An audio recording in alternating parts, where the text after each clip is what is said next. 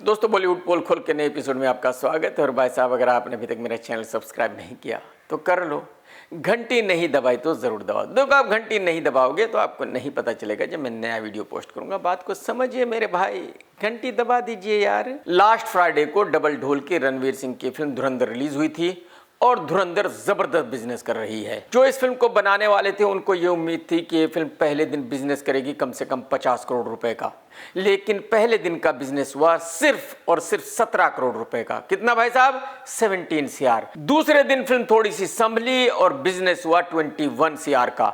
और तीसरे दिन इस फिल्म ने बढ़िया बिजनेस किया 30+ सीआर का। कहने का मतलब यह है कि वीक 1 का बिजनेस हुआ है तकरीबन 165 सीआर रियल बिजनेस।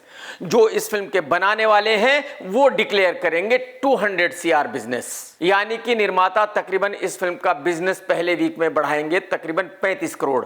और ये बिल्कुल नॉर्मल है, कोई भी निर्माता कम से कम 20% बिजनेस बढ़ाता ही है। तो मेरे ख्याल में अब इस फिल्म का लाइफ टाइम बिजनेस होगा 350 to 400 सीआर, लेकिन जो इस फिल्म के बनाने वाले हैं वो डिक्लेयर करेंगे तकरीबन 500 to 550 सीआर। कुछ सोर्सेज के मुताबिक ऐसी भी खबरें आ रही है कि जो इस फिल्म के बनाने वाले हैं वो इस फिल्म का इतना बिजनेस बताएंगे ताकि छावा का रिकॉर्ड तोड़ सके। 2 हफ्ते पहले धनुष की फिल्म रिलीज हुई थी तेरे इश्क में।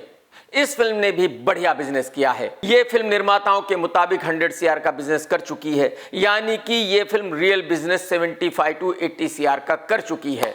अब क्वेश्चन यह है कि यह फिल्म 70 से 80 करोड़ का बिजनेस कैसे कर सकती है। यह फिल्म इतनी वाहियात है, इतनी घटिया है कि इस फिल्म को 15-20 करोड़ से ज्यादा का बिजनेस नहीं करना चाहिए, लेकिन इस फिल्म ने 70 से 80 करोड़ रुपए का बिजनेस किया है। और यह इस बात का फिर से सबूत है कि हमेशा एक अच्छी फिल्म हिट नहीं होती और हमेशा एक खराब फिल्म फ्लॉप नहीं होती। हालांकि इस फिल्म का भी बजट बहुत भारी भरकम था।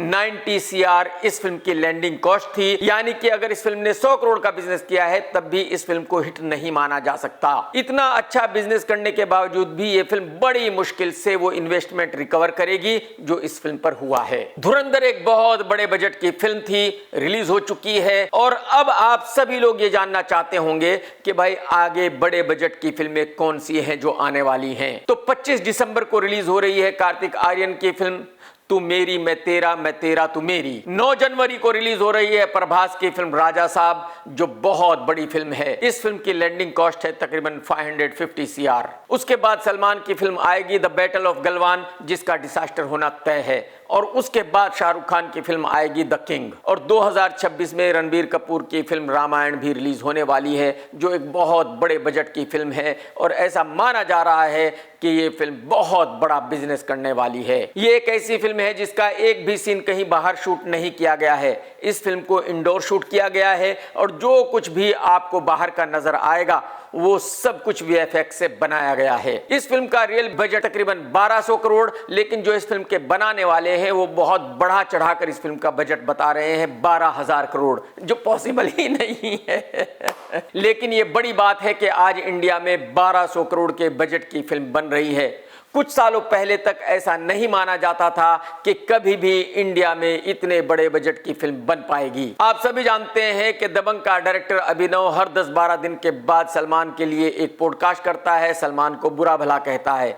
और मैं भी हर बार यही क्वेश्चन पूछता हूं कि भाई सलमान इसके खिलाफ कोई भी केस करने के लिए क्यों तैयार नहीं है, ऐसी क्या वजह है। और अब अभिनव ने अपने एक पॉडकास्ट में खुद ही बताया है कि सलमान कभी भी उस पर कोई केस नहीं कर सकता, सलमान कभी भी उसके खिलाफ अदालत नहीं जा सकता।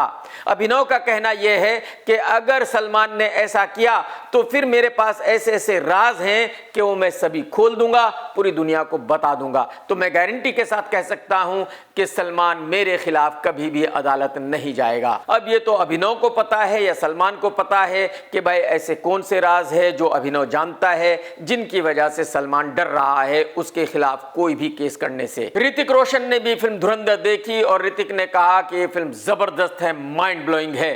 ऋतिक का कहना यह है कि फिल्म बने तो बस ऐसी बने। ये फिल्म शोले और मुगले आजम से भी बढ़िया है। इससे पता चलता है कि ऋतिक भाई को फिल्मों के बारे में कितनी नॉलेज है। खैर, इसको एक तरफ रख देते हैं कि ऋतिक की कितनी नॉलेज है, लेकिन इसका यह सबूत है कि ऋतिक रोशन आदित्य धर की फिल्म करना चाहेगा। तो मुझे ऐसा लगता है कि आदित्य को फौरन ही ऋतिक के साथ फिल्म चालू कर देनी चाहिए, क्योंकि ऋतिक भाई साहब इतना बड़ा कंफ्यूज आदमी है कि कुछ पता नहीं वो कभी ये मान ले कि आदित्य की ये फिल्म बहुत ही वाहियात है। आज ऋतिक कह रहा है कि ये फिल्म कमाल है, हो सकता है कि 20 दिन के बाद ये कहे कि ये फिल्म वाहियात है, मुझे आदित्य की फिल्म नहीं करनी है। तो आदित्य के पास अभी चांस है कि फौरन ही ऋतिक को बोले कि भाई साहब फिल्म बना रहे हैं, आ जाइए, अनाउंसमेंट कर देते हैं और शूटिंग चालू कर दे। ऋतिक को फंसा के रख ले। बहुत सारे लोग मुझे भी ब्लेम कर रहे हैं कि मैं धुरंधर के खिलाफ हूं, मैंने धुरंधर का निगेटिव रिव्यू दिया है। बिल्कुल नहीं, मुझे धुरंधर से कोई प्रॉब्लम नहीं है। मुझे सिर्फ उन लोगों से प्रॉब्लम है जो इस फिल्म को जबरदस्ती प्रोपेगेंडा फिल्म बना रहे हैं, जो ये कह रहे हैं कि ये फिल्म तो पाकिस्तान के खिलाफ है, जो ये कह रहे हैं कि ये फिल्म तो मुसलमानों के खिलाफ है, जो ये कह रहे हैं कि ये फिल्म तो पाकिस्तान की पोल खोल रही है। सब कुछ पाकिस्तान का काला चिट्ठा खोल कर रख दिया है इस फिल्म ने। Even when a film is called a biopic or says that it is based on true events, it can never be 100% accurate. Why? Because movies are created from a third-person viewpoint and they have to be made watchable. They add drama, they add emotions, high points, very twisting kind of a music because we humans love that. If a movie is plain and simple, we will not enjoy it. But the problem is, we forget this. We start taking a movie scene as a literal reality. We start arguing as if the movie is a personal battle. We start fighting over something that was never meant to be taken this seriously. And that's create stress inside us. It disturbs our peace, it divides people, it pulls us into debates that are not even needed. So my audience, please use your brain here. Think calmly. If you really want to know the truth, go read history books, check proper sources, learn the facts. Don't let a dramatized version of a film become your only understanding. At the end of the day, Dhurandhar is a movie. Take what you like, question what feels exaggerated, and leave the rest. But please don't lose your peace. Don't lose your respect for others and don't lose your clarity over just a film. Your mind is very, very precious. Your energy is very, very precious. Don't waste it on unnecessary fights. Stay calm, stay logical, and as I always say, speak with power, not just your emotion. मैं फिर आपको याद दिलाना चाहता हूं कि जब ये फिल्म शुरू होती है तो डिस्क्लेमर आता है। तकरीबन 5 से 6 मिनट की स्पीच है जिसमें बताया गया है कि इस फिल्म में जो कुछ भी दिखाया गया है वो सब फिक्शन है। इस फिल्म का रियलिटी से कुछ भी लेना देना नहीं है। जो इस फिल्म में नाम यूज किए गए हैं वो भी बाय चांस सेम नाम हो सकते हैं, लेकिन जो इस फिल्म के बनाने वाले हैं उन्होंने जानबूझकर कोई भी रियल नाम यूज नहीं किया है। जो इस फिल्म के बनाने वाले हैं उन्होंने ये साबित करने की कोशिश की थी कि ये तो बायोग्राफी है मोहित शर्मा की, लेकिन मोहित शर्मा के फैमिली वाले अदालत चले गए थे और उन्होंने कहा कि ये प्रोपेगेंडा है, इस फिल्म का मोहित शर्मा से कोई लेना देना नहीं है, यानी वो भी सफेद झूठ निकला। Everyone is talking about this movie Dhurandhar right now. Some people are supporting it, some are against it, and again we see the audience getting divided. But before we jump into any fight or debate, I want you to notice something very simple. The disclaimer. Right at the beginning of the movie, the disclaimer clearly says that this film is a fictional representation inspired by real life events. It also says that this is not a documentary and it should not be taken as an actual, accurate picture of the events. That means even the makers of the movie are saying that this is not the full truth. This is a dramatized story.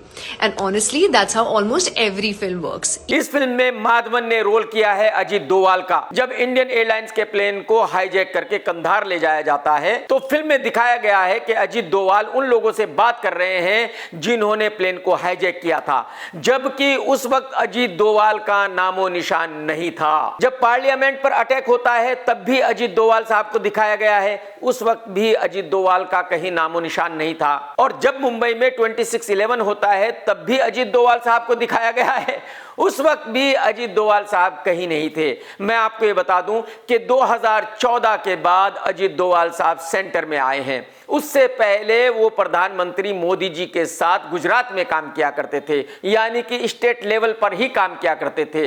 उनका इन घटनाओं से कोई लेना देना नहीं है। इसका मतलब ये है कि ये 100% फिक्शन है जो कुछ भी दिखाया गया है, और इसका मतलब ये भी है, आपको ये भी समझना होगा कि ये पूरी फिल्म 100% फिक्शन है। इस फिल्म फिल्म का रियलिटी से कोई लेना देना नहीं है और यही बात इस फिल्म को बनाने वालों ने स्टार्टिंग में कही है, बताई है। मैंने भी फिल्म देखी है, मुझे पूरी फिल्म में कहीं एक भी सीन ऐसा नजर नहीं आया जिसकी वजह से इस फिल्म को पाकिस्तान के खिलाफ कहा जाए, इस फिल्म को मुसलमानों के खिलाफ कहा जाए, इस फिल्म को इस्लाम के खिलाफ कहा जाए। इस फिल्म में सिर्फ और सिर्फ पाकिस्तान के गैंगस्टर्स को दिखाया गया है, पॉलिटिशियंस को दिखाया गया है जो करप्ट है। इंडिया में भी वैसा ही है, पाकिस्तान में भी वैसा ही है। तो मेरे हिसाब से इस फिल्म को किसी भी तरह पाकिस्तान के खिलाफ कहना एक प्रोपेगेंडा है, एक साजिश है। मुझे ऐसा लगता है कि अनुपमा चोपड़ा, आरिफा खानम जैसी औरतों ने जबरदस्ती इस फिल्म को प्रोपेगेंडा फिल्म बनाया है। बहुत सारे लोगों ने जबरदस्ती ये कहा है कि नहीं ये फिल्म तो पाकिस्तान के खिलाफ है, यानी कि ये जानबूझकर एक साजिश रची गई है। अरे भाई, जो पाकिस्तान में होता है इंडिया में भी वही होता है, कोई डिफरेंस तो नहीं है ना। ऐसा तो नहीं है कि भाई जो इंडिया के राजनेता है वो महात्मा है, जो पाकिस्तान के राजनेता है वो शैतान है, जो इंडिया के गैंगस्टर्स हैं वो महात्मा है, जो पाकिस्तान के गैंगस्टर्स हैं वो शैतान है। ऐसा तो नहीं है ना, दोनों तरफ एक ही जैसे लोग हैं। तो फिर जबरदस्ती क्यों कह रहे हो कि ये फिल्म पाकिस्तान के खिलाफ है भाई साहब? तो मैं फिल्म का विरोध बिल्कुल नहीं कर रहा हूं, बल्कि ऐसे लोगों का विरोध कर रहा हूं जो जानबूझकर इस फिल्म की इमेज को खराब कर रहे हैं, इस फिल्म को प्रोपेगेंडा फिल्म कह रहे हैं। मैंने 0 स्टार दिया फिल्म की क्वालिटी को लेकर, फिल्म के कंटेंट को लेकर। मुझे इससे कोई मतलब नहीं है कि वो कहानी पाकिस्तान की है या इंडिया की है, जबकि मुझे पता है कि जो कुछ भी फिल्म में दिखाया गया है वो सिर्फ और सिर्फ फिक्शन है, उसका रियलिटी से कुछ भी लेना देना नहीं है। डबल ढोल की मीठे, लड़कियों की तरह चलने वाले, लड़कियों की तरह बोलने वाले, लड़कियों की तरह हंसने वाले कपिल शर्मा की फिल्म रिलीज हुई है आज, जिसका नाम है किस किस को प्यार करूं 2। और भाई साहब, ये फिल्म आज सुबह जब रिलीज हुई उसी वक्त डिसास्टर हो गई। फिल्म का पहला शो ऑल ओवर इंडिया कहीं नहीं चला, फिल्म का सेकंड शो भी ऑल ओवर इंडिया कहीं नहीं चला। फिल्म की एडवांस में बुकिंग हुई थी, पता है कितने टिकट्स बिके थे? 567 टिकट्स बिके थे एडवांस में। और ये एडवांस बुकिंग देखते ही पता चल गया था कि इस फिल्म को कुत्ता भी देखने वाला नहीं है। मेरी समझ में नहीं आता कि जिन्होंने इस फिल्म को बनाया है उनको ये यकीन क्यों था कि पब्लिक कपिल शर्मा जैसे आदमी को भी थिएटर में देखने जाएगी। कपिल शर्मा को हिंदुस्तान की पब्लिक इतना प्यार करती है कि वो सब लोग अपने घर बार मकान दुकान बेचकर इस फिल्म को देखने जाएंगे। अरे भाई साहब, अरे भाई साहब, उस बेचारे का वो कॉमेडी शो चलता है, वो उसकी वजह से नहीं चलता। लोग उस शो को उस मीठे की वजह से नहीं देखते, लोग उस शो को उन लोगों के लिए देखते हैं जो मेहमान उस शो में आते हैं। अगर कपिल शर्मा अकेला उस शो को करे तो उस शो को कुत्ता भी ना देखे। और मेरी समझ में नहीं आता कि बॉलीवुड वाले इतने बड़े चूतिया क्यों हैं, ये कपिल शर्मा जैसे फ्लॉप आदमी के शो में क्यों जाते हैं, ये उसके शो की टीआरपी क्यों बढ़ाते हैं, ये उसके शो को हिट क्यों करते हैं। अगर बॉलीवुड के लोग कपिल शर्मा के शो में जाना बंद कर दे तो भाई साहब ये रातों रात सड़क पे आ जाएगा, इसके शो को कुत्ता भी नहीं देखेगा। बिग बॉस खत्म हो गया है, गौरव खन्ना टाइटल जीत गया है और फरहाना दूसरे नंबर पर आई है और इसी को लेकर पूरे देश में हंगामा है। What the f did happen? Farhana Bhatt lost to Gaurav Khanna. Oh my god. Farhana Bhatt, look at her fan pages. How many views she's bringing. She is trending every single week. And what Gaurav Khanna has done, he must have done something. But he's nowhere to what Farhana has done. This is extremely scripted, extremely buyers and makers को यार शर्म आनी चाहिए, तुमको literally शर्म आनी चाहिए. She was targeted by the host every single week brutally. ना ट्रॉफी की जरूरत नहीं है, उसको ऑडियंस का इतना ज्यादा प्यार मिल चुका है ना, ऐसे फालतू ट्रॉफी की तो जरूरत नहीं है। And I was a big Boss fan. After this, I'm never gonna watch it. Genuinely, I'm gonna boycott it or something. I put my money into this show, put my time, my energy into this show to watch this bullshit scripted. 90% females Farhana को support कर रही थी और वो सभी लड़कियां, औरतें बहुत ही नाराज हैं। उनका कहना यह है कि जो बिग बॉस के चलाने वाले हैं, बनाने वाले हैं, वो एक नंबर के फ्रॉड हैं। उन्होंने जबरदस्ती जीके को जिताया है, जबकि फरहाना असली विनर थी, फरहाना को ही जिताना चाहिए था। बिग बॉस फिनाले तो देख ही लिया होगा सबने।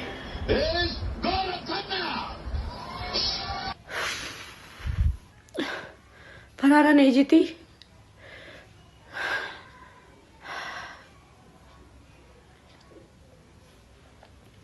कोई नहीं फरहाना, अगर तुम नहीं जीती तो कोई बात नहीं भाई, तुमने बहुत सारे लोगों का दिल जीता है। And we still love you.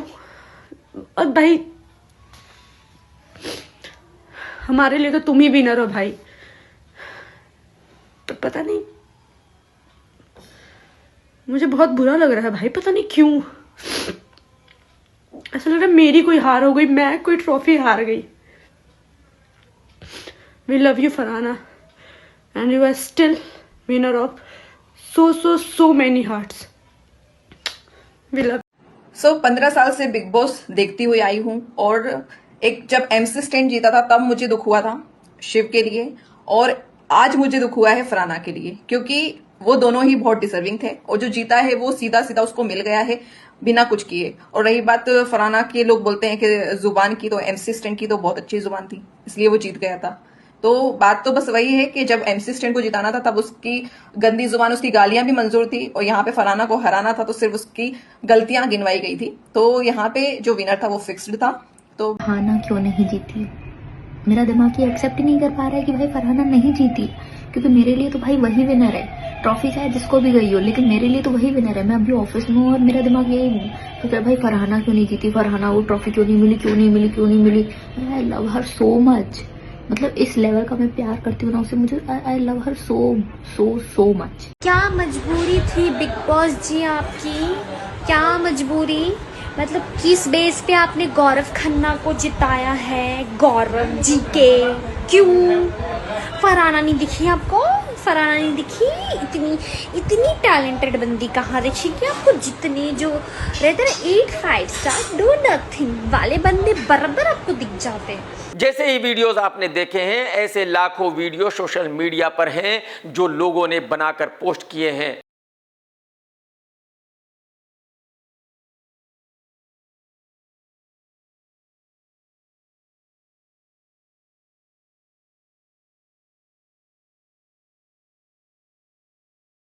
लोग इस कदर नाराज हैं कि वो कसम खा रहे हैं कि अगला सीजन बिग बॉस का वो नहीं देखेंगे। भाई मैंने जिंदगी में पहली बार बिग बॉस देखना शुरू किया था सिर्फ फरहाना की वजह से, और जीत गया गौरव। भाई ऐसे कैसे हो सकता है? पूरा इंटरनेट फरहाना की तरफ था, सारी जनता फरहाना की तरफ थी, और बिग बॉस ने गौरव को जिता दिया। भाई मुझे तो लगता है कुछ तो लोचा हुआ है, कुछ तो गड़बड़ हुई है। भाई गौरव कैसे जीत सकता है? मुझे इस टाइम इतना गुस्सा आ रहा है ना, मैं बता नहीं सकती। मैंने जिंदगी में पहली बार बिग बॉस देखना शुरू किया था और मुझे तो लगता है ये मेरा लास्ट बार था। इसके बाद मैं कभी देखूंगी भी नहीं बिग बॉस। बहुत सारे लोगों का कहना यह है कि जीके ने ऐसा कुछ नहीं किया था जिसकी वजह से उसको जिताया जाना चाहिए था। जिम करके, वॉक करके, चेयर पे बैठे रह के, इतनी मेहनत करके अगर कोई डिजर्विंग कंटेस्टेंट बन रहा है तो बिग बॉस आपको आपके सुपरस्टार से इतनी मेहनत तो नहीं करानी चाहिए थी। आप ट्रॉफी जीके के घर भी तो भिजवा सकते थे ना, या दे के आ सकते थे। बेचारे को क्यों इतना टाइम आकांक्षा से दूर रखा? लेकिन जो इस शो के निर्माता हैं उन्होंने जबरदस्ती जीके को जिताया है, क्योंकि वो उनके लिए आने वाले वक्त में शो करेगा, टीवी सीरियल्स करेगा। देखो गाइस, मेरा तो हो गया, आप लोग अपना देख लो। मुझे तो 1-2 साल लगेंगे बिग बॉस 19 का विनर एक्सेप्ट करने में। कि गौरव खन्ना था जो पानी, बस बैठ के पानी पीता रहता था और बैठ के ऑब्जर्विंग करना। ऐसे लोग विनर बन जाते हैं, जो 100% देते हैं वो रनर अप हो जाते हैं। तो मुझे तो बहुत टाइम लगेगा, अगर आप लोगों ने एक्सेप्ट कर लिए तो ठीक। बिग बॉस शो को 19 साल हो गए हैं चलते हुए, और मेरे ख्याल में ये पहली दफा ऐसा हुआ है जब किसी सीजन की ट्रॉफी जीतने वाले को पब्लिक इतना बुरा भला कह रही हो। Most biased season of Big Boss I have ever seen is Big Boss 19। मतलब मेकर्स को क्या चाहिए था भाई?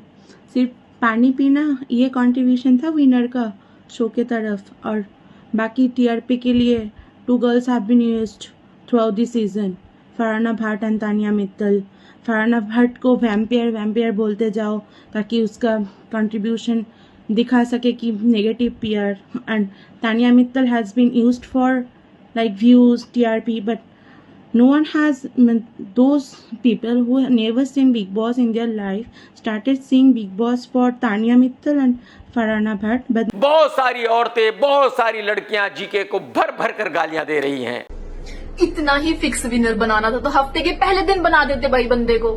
क्यों मेरे 4 महीने खराब के? मन तो करे दे मारू मैं इनके तवा, इनके खोपड़े में बिग बॉस वालों के। साले पहले गौरव खन्ना को बना दे फिक्स विनर, पहले दिन बना देते। मेरे 4 महीने तो खराब ना होते कम से कम। तुम्हारी वजह से जिंदगी के 4 महीने खराब कर दिए मैंने मेरे।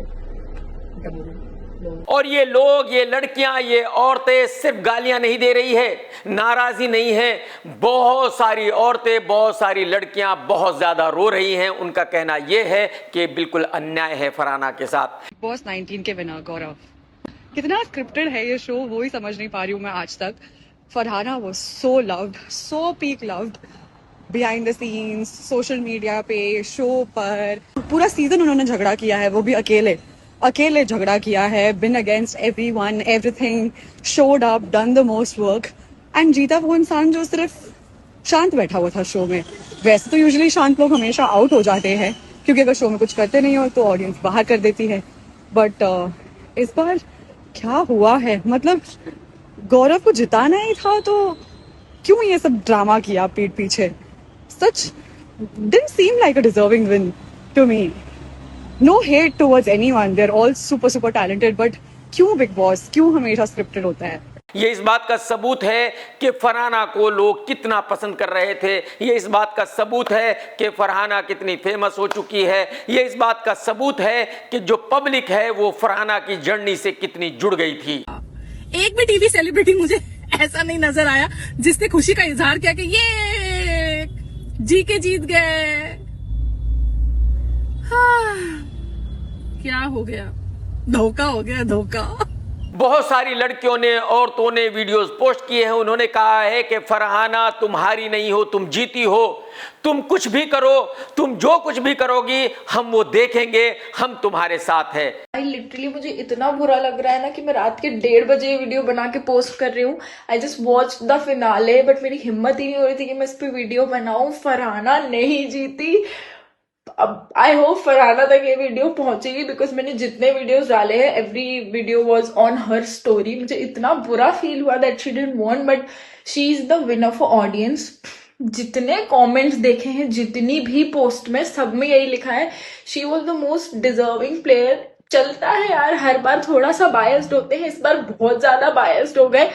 But Farhana, you are the winner for us. आप बाहर जो भी काम करोगे हम देखेंगे। आप बिल्कुल घटिया नहीं हो, हमें पता है आप कौन हो, ये पूरा इंडिया जानता है।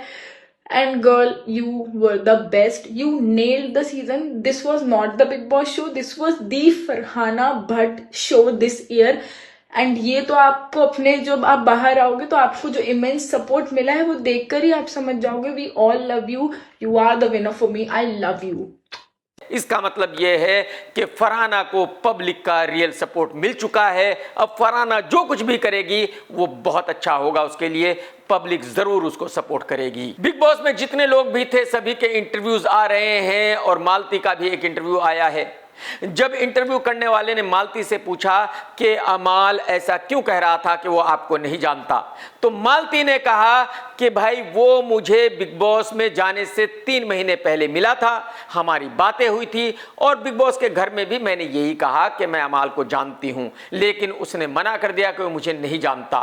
उसने मुझे गॉर्जियस कहा था और ये कोई बहुत अजीब अल्फाज तो नहीं है, लेकिन मेरी समझ में ही नहीं आ रहा है कि अमाल ऐसा क्यों साबित करना चाहता था कि वो मुझे नहीं जानता है। ऐसी क्या बात थी जिसको छुपाना चाहता था? मैं तो मीडिया में कुछ भी कहने वाली नहीं थी, फिर भी उसको डर क्यों लग रहा था? क्या उसने ऐसा कुछ किया था, कुछ कहा था जिसकी वजह से वो डर रहा था? यहां तक मालती की बात बिल्कुल सही है। अगर अमाल मालती को जानता था तो अमाल ने कहना चाहिए था कि हाँ भाई मैं जानता हूं, मेरी दोस्त है ये घर के बाहर से। लेकिन आगे जो मालती ने कहा वो कमाल था।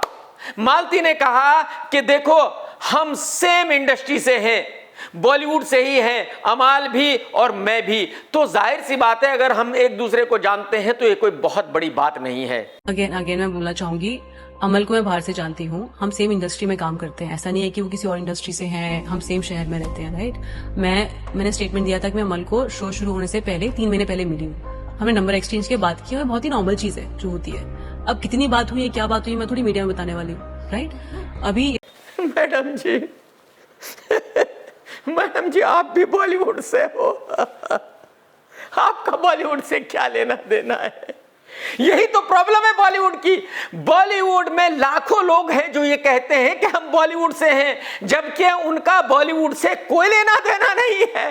ठीक उसी तरह जैसा आपका दूर दूर तक बॉलीवुड से कोई भी लेना देना नहीं है। जो बॉलीवुड के रियल लोग हैं वो आपको जानते ही नहीं, पहचानते ही नहीं, वो आपसे मिलना ही नहीं चाहेंगे। लेकिन आप कह रही हो कि आप बॉलीवुड से हो। मैडम जी, आपने क्या किया है जिसकी वजह से आप बॉलीवुड से हो गई हो? चलो, अमाल ने तो बहुत सारी फिल्मों में म्यूजिक दिया है, वो तो बॉलीवुड से है। लेकिन आपने क्या किया है? आपने सिर्फ ये किया है कि आपने अपने बायो पे लिख दिया है कि मैं प्रोड्यूसर भी हूं, मैं डायरेक्टर भी हूं, मैं एक्टर भी हूं। अगर आप ये भी लिख देती कि आप अमेरिका की प्रेसिडेंट हो तो हम क्या ही आपका उखाड़ लेते, हम कैसे आपको रोक देते? ये तो आपकी मर्जी है। आप लिख दो कि आप अमेरिका की भी प्रेसिडेंट हो, चाइना की भी प्रेसिडेंट हो, रशिया की भी प्रेसिडेंट हो, और खुद ही मान भी लो। अरे मैडम जी, एक कोई शॉर्ट फिल्म आपने बनाई है, किस सब्जेक्ट पे बनाई है, कब बनाई है, कब रिलीज हुई है, किसी को नहीं पता। तो आप खुद ही अपने लिए कुछ कर रही हो और आप खुद ही कह रही हो कि मैं तो बॉलीवुड से हूं। नहीं मैडम जी, आपका बॉलीवुड से कोई लेना देना नहीं है। जो बेचारे टीवी सीरियल्स करते हैं उनका भी बॉलीवुड से कोई लेना देना नहीं है। जो बेचारे वेब सीरीज करते हैं उनका भी बॉलीवुड से कोई लेना देना नहीं है। तो आपने तो सीरियल तक नहीं किया, वेब सीरीज तक नहीं की, आप तो खाली हवा में बॉलीवुड से हो। हाँ, कुछ लोग आपको सिर्फ इस वजह से जानते हैं कि आपका भाई क्रिकेटर है, लेकिन आप जबरदस्ती दुनिया को दिखाने के लिए ये ना कहें कि आप बॉलीवुड से हैं। आपका बॉलीवुड से कतई कोई लेना देना नहीं है, दूर दूर का भी वास्ता मतलब नहीं है। मैडम जी, समझ गई आप? तानिया मुट्ठल भी बिग बॉस के घर से बाहर आकर खूब इंटरव्यूज दे रही है, खूब पॉडकास्ट कर रही है, और तानिया मुट्ठल कह रही है कि मैं बहुत अमीर हूं, लेकिन मैं दिखाऊंगी नहीं कि मैं अमीर हूं। अरे मैडम जी, मैं अपने वीडियो में 10 बार आपका घर दिखा चुका हूं, आपकी वो छोटी सी दुकान भी दिखा चुका हूं, आपकी वो लिफ्ट भी दिखा चुका हूं जिसका कहीं नामो निशान नहीं है। तो आप दिखाओगी क्या जब कुछ है ही नहीं? और तानिया उन सभी घर वालों से बहुत ज्यादा नाराज है जिन्होंने घर के बाहर आकर कहा है कि तानिया बहुत बड़ी झूठी है, तानिया एक गरीब लड़की है, तानिया का अमीरी से कोई लेना देना नहीं है, तानिया के पास बेचारी के कुछ भी नहीं है। और हकीकत यही है एक्चुअली, तानिया एक गरीब घर की लड़की है, जो उसने कुछ सुना है वो बेचारी कह देती है, उसका रियल में कुछ उसको एक्सपीरियंस नहीं है कि सच में लिफ्ट कहां लग सकती है, कहां होती है, कहां नहीं होती। तानिया मुट्ठल बिग बॉस के घर में खुद ही बता चुकी है कि उसके 3-4 बॉयफ्रेंड्स रह चुके हैं। तानिया मुट्ठल घर में खुद ही बता चुकी है कि अब उसका बॉयफ्रेंड एक पॉलिटिशियन है, जो शादीशुदा है, जिसके बच्चे हैं, जिसके सर पर बाल नहीं है, और ये मैडम उसको टर्की लेकर जाएगी बाल लगवाने के लिए। अरे मैडम जी, आपने अपनी सारी पोल खुद ही खोली, आप क्या कहती हो आपको खुद ही याद नहीं रहता, क्योंकि आप बहुत बड़ी झूठी हो। अगर सच बोलो तो याद रहे, जो रोजाना झूठ बोलती हो याद कैसे रहेगा, आप मुझे बताओ। अब तानिया नीलम पर बहुत ज्यादा नाराज है। उसका कहना यह है कि नीलम को यह नहीं कहना चाहिए था कि मैं गरीब हूं, मैं बहुत ज्यादा अमीर हूं, बहुत ज्यादा। और नीलम को यह मानना ही चाहिए कि मैं अमीर हूं।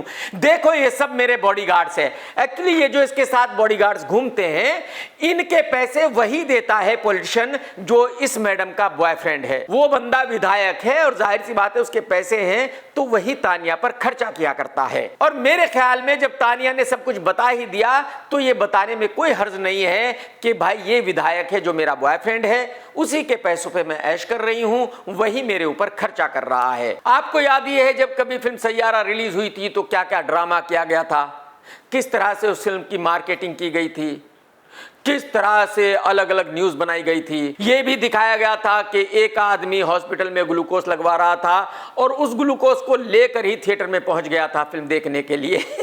यह सब ड्रामा था। ठीक उसी तरह से ड्रामा किया जा रहा है धुरंधर के लिए। अब जो इस फिल्म के बनाने वाले हैं उनका कहना यह है कि हमारे ऊपर केस कर दिया है पाकिस्तान ने इंटरनेशनल कोर्ट में। अब इंटरनेशनल कोर्ट वाले तो आपको जानते ही नहीं है कि आप लुखे कौन हैं, उनके लिए आपकी औकात ही नहीं है कि वो आपके ऊपर केस करें। और पाकिस्तान वालों के पास इतना कहां टाइम है कि वो अपने पैसे बर्बाद करें, आप जैसे लुखों के ऊपर इंटरनेशनल कोर्ट में जाकर केस करें। पाकिस्तान को क्या जरूरत है आपके ऊपर केस करने की? भाई, पाकिस्तान के कराची को आपने दुनिया भर में फेमस कर दिया है, जो उनका एरिया है लियारी उसको फेमस कर दिया है, तो वो तो बहुत खुश हैं। वो तो कह रहे हैं कि आपने बहुत अच्छा किया, हमारे ऊपर फिल्म बनाई, 2-4 फिल्में और बनाओ पाकिस्तान के ऊपर। तो वो आपके ऊपर केस क्यों करेंगे? तो हकीकत ये है कि ये एक सफेद झूठ है। पाकिस्तान ने इनके ऊपर कोई केस नहीं किया है। जो इस फिल्म के बनाने वाले हैं वो ऐसी खबरें इसलिए दे रहे हैं ताकि जो इंडिया की पब्लिक है वो भड़के, उनको लगे कि यार पाकिस्तान हमारी फिल्म के खिलाफ क्या क्या कर रहा है और हमें ये फिल्म देखनी है।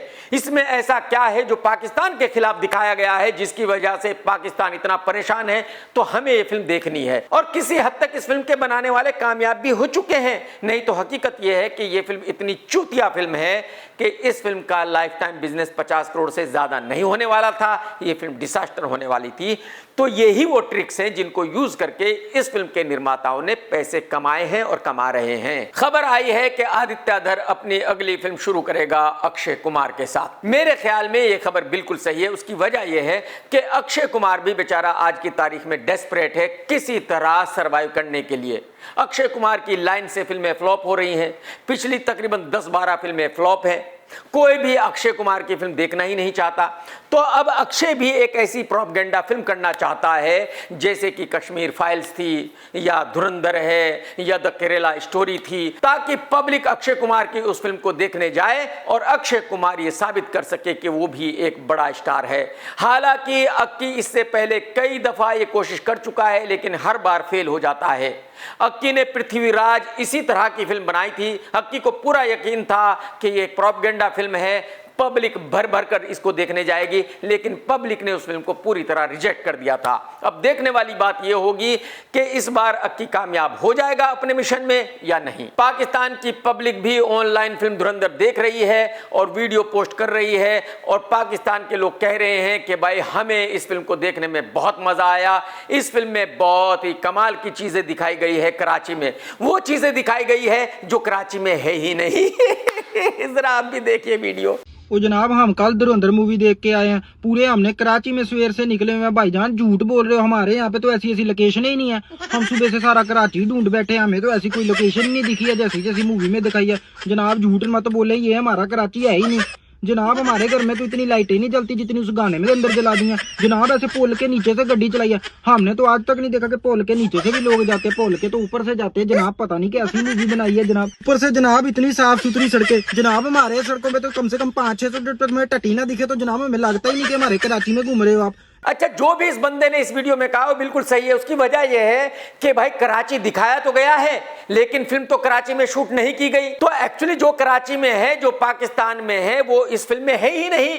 भाई ये फिल्म तो सेट पर शूट की गई है। तो पाकिस्तान के लोगों का कहना यह है कि आदित्य भाई आपने तो फिल्म में पाकिस्तान को इतना बढ़िया दिखा दिया है कि हमें देखकर बहुत मजा आ रहा है। इतने साफ सुथरे रोड दिखा दिए हैं कि देखकर बहुत मजा आ रहा है। हमारे रोड तो बहुत गंदे हैं। और आदित्य ने हीरोइन को इतनी मॉडर्न ड्रेस पहनाई है कि वो जो पाकिस्तान के लोग हैं, कराची के लोग हैं, उनको गश आ गया है वो ड्रेस देखकर। वो ये ढूंढ रहे हैं कि पाकिस्तान में वो कौन सी लड़की है जो ऐसी ड्रेस पहनती है, हमें क्यों नहीं दिख रही है। तो कहने का मतलब यह है कि पाकिस्तान के लोग इस फिल्म को देख रहे हैं, एंजॉय कर रहे हैं, मजा ले रहे हैं। पाकिस्तान के लोगों को ऐसा बिल्कुल नहीं लग रहा है कि ये फिल्म उनके खिलाफ है। ये फिल्म पाकिस्तान के मुसलमानों के खिलाफ है। जनाब पूरी मूवी के अंदर सिर्फ 3 ही चीजें हैं जिसको देख के लगा कि हमें पाकिस्तान के अंदर बैठे हुए हैं। जनाब पहली तो वो जब वो रणवीर सिंह मोटरसाइकिल चला रहा होता है ना, वो बोलता पेट्रोल खत्म हो गया। जनाब वो हम मान सकते हैं कराची का सीन हो सकता है। और दूसरा जनाब वो जो आइटम गर्ल के नाम पे इन्होंने ब्याह शादी के अंदर जनाब वो खुसरे नचाए है ना, जनाब वो भी कराची का ही सीन हो सकता है, वो हमारे पाकिस्तान का सीन है। और सबसे मेन चीज जनाब, जब वो उसको रणवीर सिंह को स्टार्टिंग में गुंडे नहीं पड़ लेते जनाब, और उसके अंदर हाथ पा के कुछ लबते हैं और उसकी कुछ उसके साथ कुछ करने लगते हैं जनाब, वो तो पक्का हमारे पाकिस्तान का ही सीन है जनाब। सिर्फ 3 सीन देख के हमको लगा कि ये मूवी पाकिस्तान की है, बाकी तो हमको कहीं लगा ही नहीं। जनाब झूठ ना बोले, अभी भी बता दें ये मूवी कहाँ शूट करी है जनाब। पाकिस्तान के तो सिर्फ 3 ही सीन है। लेकिन जो इस फिल्म के बनाने वाले हैं वो ये कह रहे हैं कि नहीं नहीं, आपको गलतफहमी है, आप पागल हो। अरे आप सही से इस फिल्म को देखो, ये आपके खिलाफ है। हमने आपको गालियां दी हैं, हमने आपके देश को बदनाम किया है। और पाकिस्तानी कह रहे हैं कि नहीं भाई, हमारे देश को हमने बिल्कुल बदनाम नहीं किया, हमें तो बहुत अच्छी लगी आपकी फिल्म। अब इस बात से इस फिल्म के बनाने वाले परेशान हैं, वो कह रहे हैं यार ऐसा मत बोलो, क्या आप लोगों को फिल्म अच्छी लगी? ये कहो कि आपको ये फिल्म बिल्कुल अच्छी नहीं लगी, ये बहुत ही घटिया फिल्म है, ये पाकिस्तान के खिलाफ है। लेकिन पाकिस्तान के लोग ये मानने को बिल्कुल तैयार नहीं है। सलमान खान ने इशारों में कंफर्म कर दिया है कि किक 2 बनने वाली है, और बहुत सारे लोगों ने मान लिया है कि हाँ भाई सल्लू ने कहा है तो किक 2 बनेगी। देखो भाई, सल्लू के कहने से किक 2 नहीं बन सकती। सल्लू तो बेचारा बहुत सालों से ये भी कह रहा है कि बजरंगी भाईजान 2 बनेगी, बनी क्या? नहीं बन सकती ना। आज की तारीख में किसी भी फिल्म को बनाने के लिए हीरो तो चाहिए ही, वो तो ठीक है, लेकिन एक डायरेक्टर चाहिए, एक कहानी चाहिए और एक स्टूडियो भी चाहिए जो उस फिल्म पर पैसे लगाने के लिए तैयार हो जाए। तो सल्लू भाई ने ये तो कह दिया कि हाँ किक 2 बनने वाली है, क्योंकि सल्लू को ऐसा लगता है कि जैसे ही वो अनाउंसमेंट करेगा कोई ना कोई स्टूडियो आ जाएगा पैसे खर्च करने के लिए। लेकिन ऐसा है नहीं, सबको पता है कि सल्लू की फिल्म का फ्लॉप होना तय है, तो कौन पैसे लगाने के लिए तैयार होगा? और किक का डायरेक्शन किया था साजिद भाई ने। मुझे नहीं लगता कि साजिद भाई किक 2 का डायरेक्शन करने के लिए तैयार हैं। मुझे नहीं लगता कि साजिद भाई सपने में भी उस फिल्म को बनाने के लिए तैयार है। तो सल्लू के ये कहने से कि किक 2 बन रही है, ये कंफर्म नहीं होता कि वाकई ही किक 2 बन रही है, जब तक के निर्माता निर्देशक साजिद नडियाडवाला ये ना कहे कि हाँ किक 2 बन रही है। घर से बाहर आकर नेहल चुदवासमा को भी बहुत ज्यादा प्रॉब्लम्स हैं। उसका कहना यह है कि जब वो घर में थी उसी वक्त जानती थी कि फरहाना उसके साथ कांटेक्ट नहीं रखेगी, फरहाना उसकी फ्रेंड नहीं रहेगी। मैम ये तो बहुत ही जाहिर सी बात थी, उन्होंने जो खेल खेला है अंदर, उनको भी पता है, सबको उनकी सच्चाई पता चल चुकी है। तो कहीं ना कहीं हमें ये पता था कि वो बाहर जाके किसी से कनेक्ट नहीं करेगी, and that's what she is doing. So madam ji, आप मुझे बताइए, आप बिग बॉस में कहाँ थी किसी को याद नहीं है, आप बिग बॉस में कब गई थी किसी को पता नहीं है, तो आपके जैसी फ्लॉप लड़की के साथ फरहाना कांटेक्ट कैसे रखेगी? आपके जैसी लड़की के साथ फरहाना फ्रेंड कैसे बनेगी? मैडम जी, आपको समझना होगा कि फरहाना बहुत बड़ी स्टार बन चुकी है, फरहाना को बहुत पब्लिसिटी मिल चुकी है। फरहाना असली विनर है, जीके विनर नहीं है। जीके को जबरदस्ती विनर बनाया गया है। तो एक लड़की जिसने बिग बॉस 19 जीता हो, वो आपकी दोस्त कैसे बनेगी? वो आपकी दोस्त कैसे रहेगी? आप बिल्कुल महाफ्लॉप, आपका कोई लेना देना नहीं है बॉलीवुड से, आपका कोई लेना देना नहीं किसी शो से, आपको कोई काम मिलने वाला है नहीं, तो ऐसी फ्लॉप लड़की के साथ फरहाना कोई भी मतलब क्यों रखेगी? तो नाराज मत हो आप ये समझिए कि आपकी पोजीशन क्या है, उसकी पोजीशन क्या है। बॉलीवुड में एक भूली बिसरी एक्ट्रेस है तारा शर्मा। ये किसी वक्त में एक अच्छी खासी एक्ट्रेस हुआ करती थी। 2005 में तारा को लेकर मैंने एक फिल्म बनाई थी जिसका नाम था सितम, और जब तारा शर्मा मेरी फिल्म की शूटिंग किया करती थी उसी वक्त में इसका अफेयर चल रहा था अक्षय खन्ना से, यानी कि अक्षय खन्ना इसका बॉयफ्रेंड था। और भाई साहब, अक्षय खन्ना इसके साथ किस तरह से बातें करता था वो बातें मैं यहां बता नहीं सकता। मतलब आप अंदाजा लगा सकते हो कि शायद गालियां वालियां भी मैं बता ही देता, लेकिन वो बातें उस लेवल की है कि मैं बता ही नहीं सकता। मेरी औकात ही नहीं है कि उन बातों को मैं यहां वीडियो में कह सकूं। मतलब कहने का यह है कि अक्षय खन्ना तारा शर्मा की उतनी ही वैल्यू किया करता था जितनी कोई एक रद्दी के पेपर की किया करता है। इसके बावजूद भी आज तारा कह रही है कि भाई अक्षय खन्ना तो बहुत ही कमाल का एक्टर है, बहुत ही अच्छा ह्यूमन बीइंग है, बहुत ही कमाल का इंसान है। मैं आपको बता दूं कि अक्षय खन्ना ने इसको काफी सालों तक डेट किया था और फिर शादी नहीं की थी। इससे कहा था कि शादी तू जिससे करना है कर, मुझे तुझसे शादी नहीं करनी। लेकिन क्योंकि तारा शर्मा को आज की तारीख में पब्लिसिटी चाहिए, तारा शर्मा को दुनिया को बताना है कि हाँ किसी वक्त ये भी अक्षय खन्ना की गर्लफ्रेंड हुआ करती थी, तो भाई साहब सक्सेस इसे कहते हैं। ये बॉलीवुड है। यहां जब कोई सक्सेसफुल होता है तो भाई साहब जिनका उससे कोई लेना देना नहीं है वो भी ये कहता है कि वो उसको जानता है। अमीषा पटेल भी अक्षय खन्ना के साथ अपने पुराने फोटो पोस्ट कर रही है और कह रही है कि अक्षय खन्ना मेरा बहुत ही क्लोज दोस्त है, बहुत ही कमाल का इंसान है। अब ये हमेशा को भी याद आ गया कि अक्षय खन्ना उसका दोस्त है भाई साहब। करीना कपूर भी कह रही है कि अक्षय खन्ना मेरा बहुत ही करीबी दोस्त है। अरे अक्षय खन्ना कमाल का इंसान है, अक्षय को ऑस्कर मिलना ही चाहिए। करीना को भी याद आ गया, बताओ। कहने का मतलब यह है पूरा बॉलीवुड आज की तारीख में अक्षय खन्ना के सामने बिछा हुआ है। बॉलीवुड का हर आदमी ये साबित करने की कोशिश कर रहा है कि अक्षय खन्ना उसका दोस्त है। मैं आपको कितनी बार बता चुका हूं कि बॉलीवुड में चढ़ते सूरज को सलाम किया जाता है, डूबते सूरज को कोई सलाम नहीं करता भाई साहब। फिल्म धुरंधर में एक अरबिक सॉन्ग है, पब्लिक को नहीं पता उसके अल्फाज क्या है, पब्लिक को यह भी नहीं पता कि उन अल्फाजों का मतलब क्या है, लेकिन इसके बावजूद भी जिसको देखो वो उसी पर नाच रहा है, उसी को सुन रहा है, बिना समझे सुन रहा है। उसी गाने पर वीडियो बनाकर पोस्ट कर रहा है। कहने का मतलब यह है कि जो हमारी पब्लिक है वो भेड़ चाल में यकीन रखती है। आप अंदाजा लगा करके देखिए कि भाई किसी फिल्म में एक ऐसा गाना आ जाए जिसके अल्फाज आपको पता ना हो, आपको ना पता हो कि क्या कहा जा रहा है। कहने का मतलब यह है कि एक हिंदी फिल्म में एक मलयालम गाना डाल दिया जाए तो पब्लिक क्या करेगी? गालियां देगी। पब्लिक कहेगी ये क्या वाहियात हरकत है। अबे जब उस गाने के अल्फाज हमें नहीं पता, जब ये नहीं पता उस गाने में कहा क्या जा रहा है, तो उसको फिल्म में क्यों डाला है? लेकिन धुरंधर के साथ ऐसा कुछ नहीं है। गाने को कोई नहीं जानता, गाने के अल्फाज क्या है कोई नहीं जानता, गाने के अल्फाजों का मतलब क्या है कोई नहीं जानता, लेकिन सबको वही गाना सुनना है, सबको उसी गाने पर रील बनानी है, सबको उसी गाने पर डांस करना है, क्योंकि वो गाना धुरंधर का है। और ये साबित हो चुका है कि धुरंधर पाकिस्तान के खिलाफ है। तो अब धुरंधर फिल्म की हर चीज को हिट करना है, वो अच्छी हो या बुरी हो, इससे घंटा फर्क नहीं पड़ता। ये पब्लिक है भाई साहब। अच्छा, फराह खान ने भी तारीफ की है अक्षय खन्ना की। फराह खान ने कहा है कि अक्षय खन्ना कमाल का एक्टर है, ऐसी एक्टिंग की है धुरंधर में कि उसको ऑस्कर मिलना ही चाहिए। मैडम जी, शायद आपको याद नहीं रहा कि आपने भी एक फिल्म बनाई थी 30 मार खान, और उसमें भी अक्षय खन्ना था, और अक्षय खन्ना से आपने रोल करवाया था SRK का, जो पूरी फिल्म में ऑस्कर के लिए रोता रहता है, बस ऑस्कर चाहिए ऑस्कर चाहिए। और अक्षय खन्ना ने इतनी घटिया एक्टिंग की थी उस फिल्म में जिसकी कोई इंतहा नहीं है। आपने अक्षय खन्ना का कैरियर उस फिल्म के साथ ही खत्म कर दिया था। उस फिल्म के बाद काफी सालों तक अक्षय को बेचारे को कोई फिल्म ही नहीं मिली थी।